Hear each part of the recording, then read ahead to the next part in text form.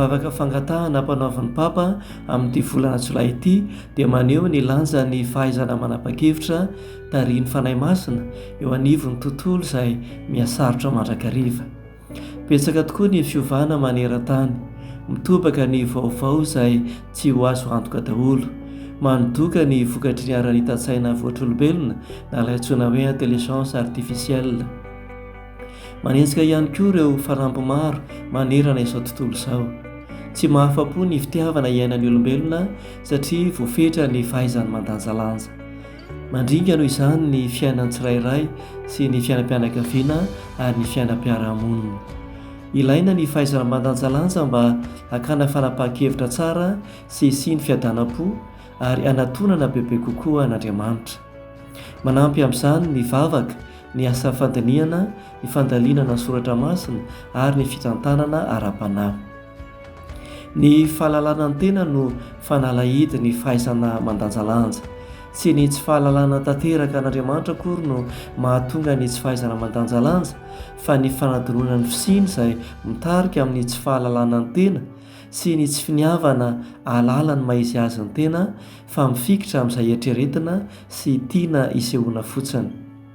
Miteraka ny tsy fahalalana ny tena, ny tsy fahamantarana ireo toetra mampiavaka ny tena sy ireo faniriana lalina, ny tsy fifamenoan'ny fiainam-bavaka sy ireo lafiny maha-olona, ara-tsaina sy ara-pihetsepo.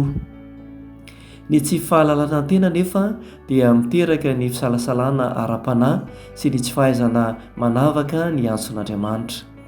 Mba hahalalana tsara ny tena dia ilaina ny fampiasana ny fitadidiana, ny saina, ny sitrapo ary ny fitiavana.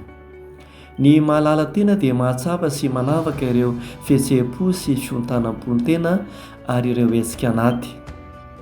Tsara ny mahalala ny zava-misy manodidina sy ao anaty izay miteraka fahatairana sy hafaliana ary alahelo kanefa mibaiko ny fifandraisana sy ny fahaizana mandanjalanja. Tsara ny mamantatra izay mampidy ny fo, mampalahelo sy mankivy ary mampiady saina, ireo kilema sy izay rehetra manakana tsihy, ny fandimbiasan'ny hafaliam-panahy sy ny sorisorim-panahy ary ny hevitra izy ireny. Ny famantarana ny tena dia manampy ahalala izay manan-danja kokoa ny tena sy izay misarika ny fo ary izay hiverina hahafa-po.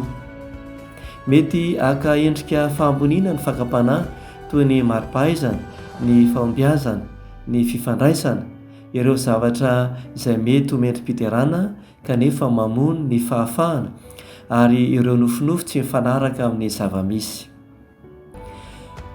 Izany tolona ara-panahy izany izay fijerena ny tena fa tsy ny hafa akory dia tsy natao hanamelohana tena akory fa natao hirosoana sy hitodiana bebe kokoa amin'Andriamanitra, hatsapana fa sarobidy eo masona, tiany sy afaka mandray ny famindram-pony.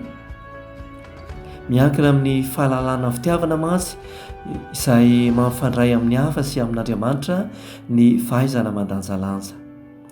Ankoatr'izay ny fahaizana mandanjalanja dia natao hamaritana ny lalam-piainana, hananana safidy mazava hitondrana ny fiainana, hisafidianana izay mitondra ny fiainana sy handavana izay mitondra any amin'ny fahafatesana. Ny lalana mitondra ny fiainana dia izay rehetra manampy amin'ny fahalalana ny tena, mampitodika amin'Andriamanitra, mitarika hankasitraka sy hamarifity ary hanompo azy. Koa na dia tsy maintsy handalo fisalasalana sy hisedra havizanana aza, tsy maintsy hiady sy handinika ary hikaroka hatrany, dia manantena fa ny fanapahan-kevitra tsara dia miteraka fahaliana tena izy mandrakariva.